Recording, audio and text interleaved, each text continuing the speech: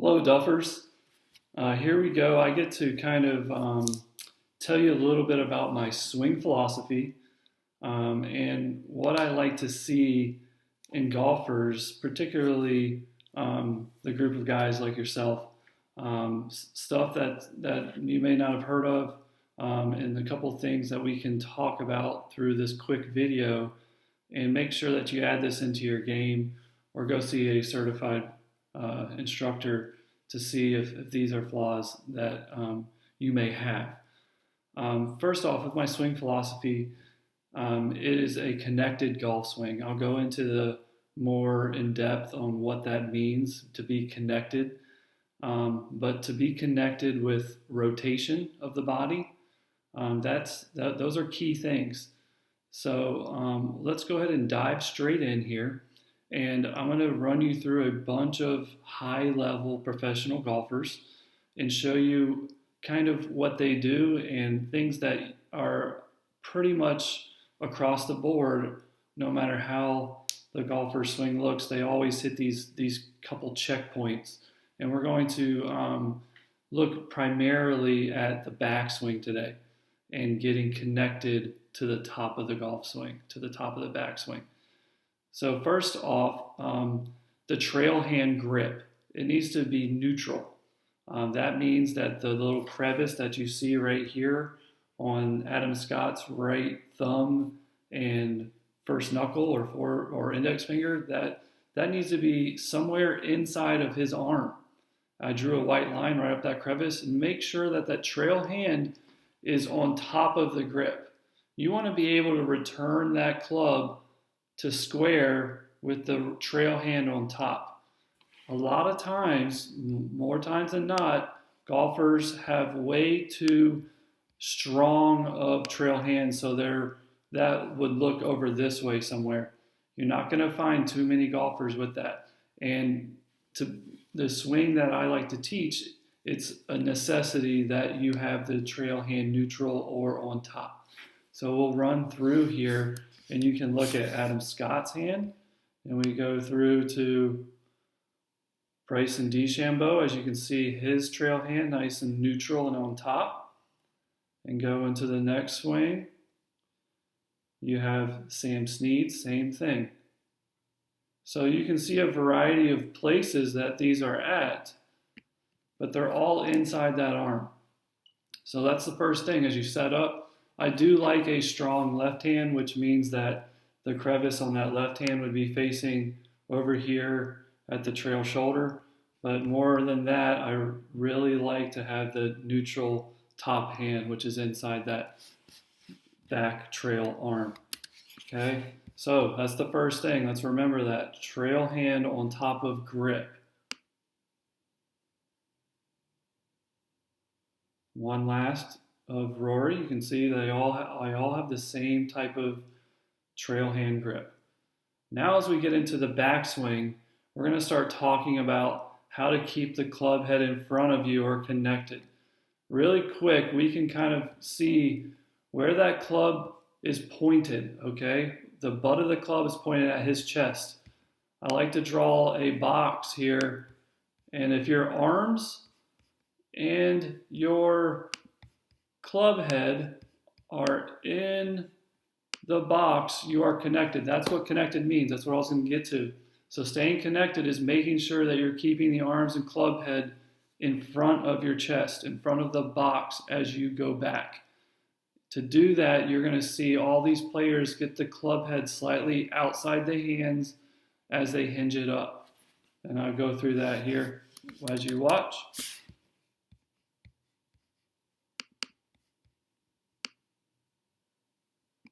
So picture number one, we see the player have the club head where?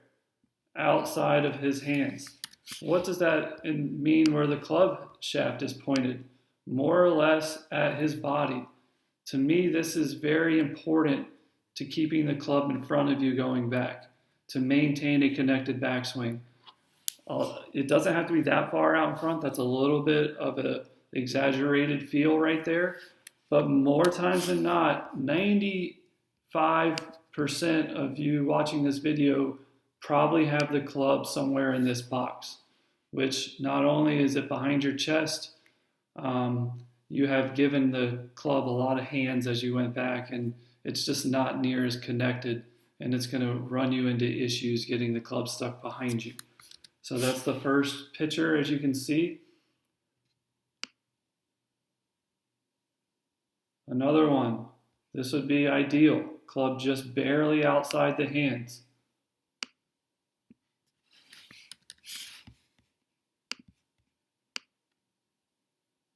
Here's another one. What I'm going to coin this part of the golf swing is I want you to feel like you're getting the club head 10% out and 10% up. I want to feel like you're getting the club when it's halfway, quarter of the swing back, parallel to the ground. I want you to feel like you're getting the club over here somewhere. That's the feel. Hopefully that relates to keeping it right where all these good players have it, but you have to exaggerate the feel. 10 and 10. 10 degrees out and 10 degrees up. The other thing that goes along with this first part of this backswing is that the hands maintain straight back. So his hands started in that box and they went straight back in that box. That may have to feel like you're taking the butt of the club into your right thigh for most amateur golfers. Most amateur golfers' hands are going to fly on this side of the box, and the club is going to come on this side of the box. Okay? Let's keep going through here on this first part of the 10-10 backswing, 10% out and 10% up. So you're seeing a recurring theme here on the backswing. And most of my players, I'm going to work on primarily the backswing. It is going to set you up for success. A lot of the orientating of the backswing is going to kind of facilitate the club shallowing.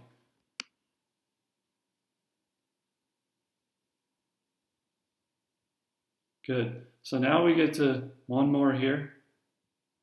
Now we can kind of go into the next part of the backswing. This part is called the golden triangle, okay? The golden triangle is a pillar of my golf lessons, and it's something that I preach every single day on the lesson tee. Before we get into it, let me explain to you what the golden triangle is. So it's going to be when you set the golf club. This club's not set yet because it's not above his hands. But as you set the golf club above your hands, I want to see the golden triangle. So the golden triangle is going to be the arms and getting the club shaft somewhere set inside this trail arm. It could be anywhere in this box, but somewhere inside this trail arm. In a perfect situation, the shaft, if you were right on plane, would point to the heel of the club where it started. So it would kind of point, it would go from where he's at right now, right up that green line. That would be on plane. Now, I would rather see players air on top of plane because that's going to put a torque on the club to shallow it as you come down. But again, 99% now I'm going at left arm parallel to the ground. So when they set the club a little past this point, are going to get that shaft pointed somewhere way outside the golf ball. And when it gets pointed out here, it's super behind you and it's going to want to cast over the top every time. So let's go ahead and get a look at setting the golf club into the golden triangle and how do the high level players do it. Let's take a look. Adam Scott. Now I was able to draw a line, a yellow line, it's a blue line on some of these. It traced the club head as it went back. So all these swings, you can actually see where the club head is traveling. It's much, much more vertical than your average member, okay, or your average club weekend golfer, okay, much more vertical. Again, to get this club where Adam Scott has it, which is inside of this trail arm, the perfect golden triangle, it has to be in front of you. That's just the way it works. So he is super connected right now. Okay, he is taking the box, which is his chest, back with the arms in front of him. He's keeping everything connected so that he can get into the golf swing that, if we got into the top of the swing, what I like to see is a big turn and a short arm set. He can do that from this position because it's not behind him and he hasn't wasted energy putting the club behind him. So let's go ahead and go through a bunch of golden triangles as I've done a bunch of research for this video. Here's Max Homa. As you can see, he's got a perfect triangle, and he took the club head a little more upright than most, but hey, that's okay. And Rory McIlroy, as you can see, all these golfers are taking it back very vertical, okay? This is why it's very important that you take a lesson or you get some visual aids to see where you're at in the backswing and if you're doing what all the high-level golfers do. Fred Couples, again, he's on the kind of steeper side of the triangle, but that's fine. That's okay. He's going to be able to keep the clubs in front of him. He can still do what he wants.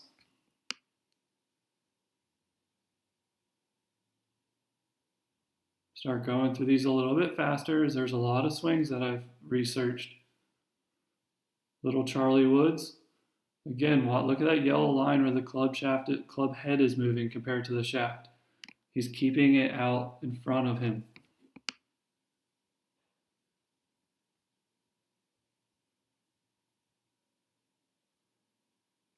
This is another good example. Ann Van Dam here has probably one of the best golf swings on the LPGA Tour. She struggles around the greens. But if you can keep this arm straight, when you set it, it's in front of you. Keeping the arm straight means it's in front of you. You just cannot get the arms behind your chest and straighten them. So that's a good little look for her.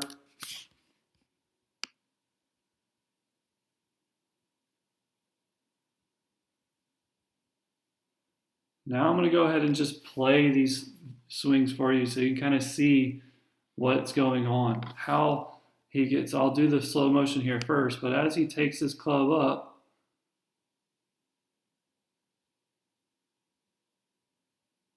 since he was able to get that club in front of him and on top of plane just a hair, it's really on plane, you can always draw a line from the ball through that butt of that grip. And if you have a good transition, meaning you're not jerking it from the top, all these good players are going to have a split second pause at the top. All that means is that their left arm is moving at the same speed as their hips in transition. So they're really not moving that left arm. They're almost pausing for a split second, letting that arm move with the body. And if you do that, the club should always kick towards the green line. Okay, so having the club on top of the green line is very important to shallow it. Can you shallow it from under the green line? You can, but I wouldn't recommend it. So as you watch this little split second pause right there,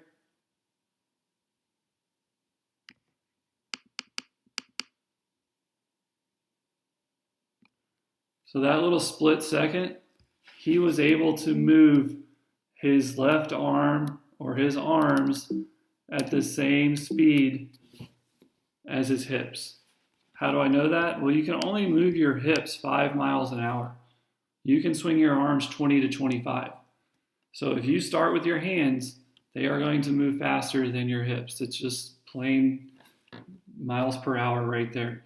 You need those arms to move 5 miles an hour right from the top for that split second to get everything falling with gravity towards the ground. And once it falls and gets to that yellow line, you can go from there and just let the club fall around the golf ball. There's no more need to shallow it, come up, hang back, to do anything out of normal.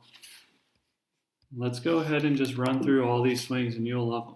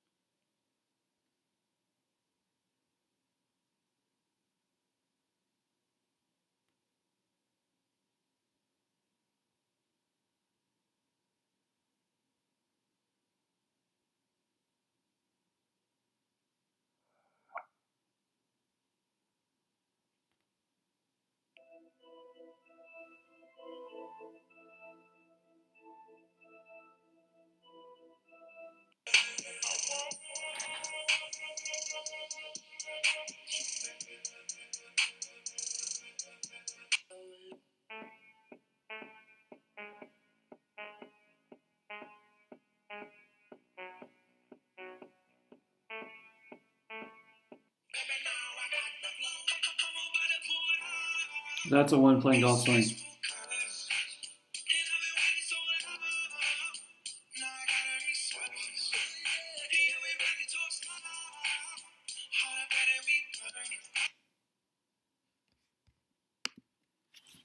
Really quick, moving forward to our next discussion, we may talk about the follow through. If you can hit and hold the follow through, there's another way to know that you are connected on the follow through. We're not going to get into that today, but I'll go ahead and run this through. And you can see Lydia Ko here working on the hit and hold golf swing. So as she goes through, you can see how she held those arms together and straight. That's just a sign that you're getting everything in front of you and turning through it properly with no stall out.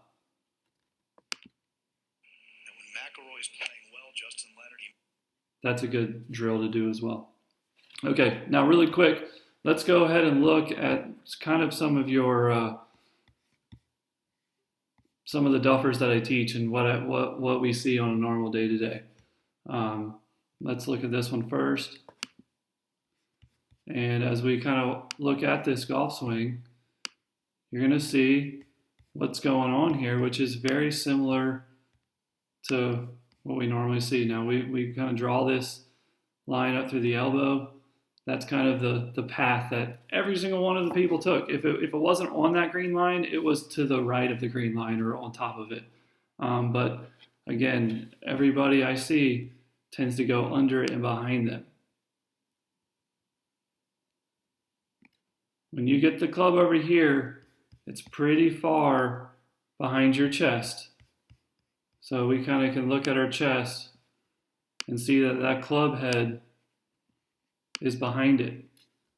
Now all of a sudden, the more you turn now, the more it gets behind you, and it's going to want to get back in front of you. And that normally means club head steepening down. And then if you don't want to pull the ball, you're going to have to back out of it. And this golfer came to me saying he was pulling the ball.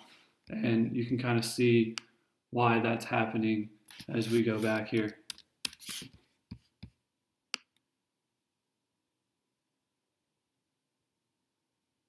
So now all of a sudden it's trying to get back in front. And this is a big start with the hands. Get those arms back in front of me. Let me start with the hands. And the reason I know that is because at left arm parallel or lead arm parallel in the downswing, every single high level player has their knees back to square at this point in time. So they have cleared out the hips. Unfortunately, the backswing led to a domino effect that he has to then speed up those arms to get back in front of him, and then it leads to a stall out through the chest, and that club is well above plane. So the rest of the swing, we're probably going to come out of posture or hang back and cause a lot of fat shots. I'm going to do one more swing here. You know, what we're working on, this other golfer, another duffer came to me, and we worked on it, and we got to a pretty good spot here. As you can see why this club is, all the alignment rod's on the ground for him, because he's really working on taking it back parallel to that. And it felt super awkward. A lot of players say it feels like they're taking the club really back this way. But you can start to see the domino effect now. So here's a little rehearsed practice swing. We're getting that club head 10 up, 10 out, 10 up, which is right here, out in front of us. Going to the top of the swing. The chest beat the hands to the top.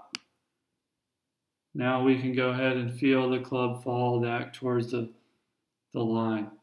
Okay, so now we draw this player's real swing. We're going to draw it right through that elbow, and we're going to see him err on the side of comfort for me as a teacher on top of it. And he's able to keep that club head in front of him, get a good turn to the top, and we watch this club fall down towards that green line as he gets those knees back to square.